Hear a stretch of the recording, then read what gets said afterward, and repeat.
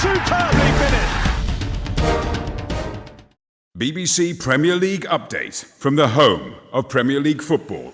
Hello, I'm Alistair Ross at BBC Sports, and the Argentina team doctor says the injury Sergio Aguero suffered in a car crash in Amsterdam will keep him out of action for 6 weeks. If that's the case, he'll miss both of Manchester City's Champions League games against Napoli, plus 4 Premier League matches, including against Arsenal at the Etihad Stadium. Meanwhile, Chelsea and Spain striker Alvaro Morata has returned to London for treatment on a hamstring injury. He will miss this week's World Cup qualifiers and could be sidelined for more than a month by the injury that he suffered in the club's 1-0 defeat against Manchester City at the weekend. The BBC's Simon Stone has more. When the Spanish FA confirmed on Monday that Morata had suffered a Grade 2 hamstring tear against Manchester City at the weekend, it was immediately suggested an absence of around 6 weeks could be expected. Morata has now returned to Chelsea for further tests.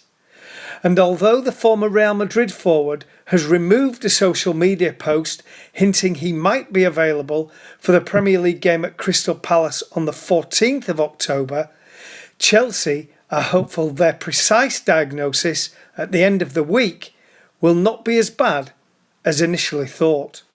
In other news, the former Tottenham manager Harry Redknapp has backed Roy Hodgson to keep Crystal Palace in the Premier League, but has warned they face a season of struggle. Palace have lost all 7 of their games so far and they haven't scored a goal. Roy's gone in at Crystal Palace. What's he supposed to do? A miracle there?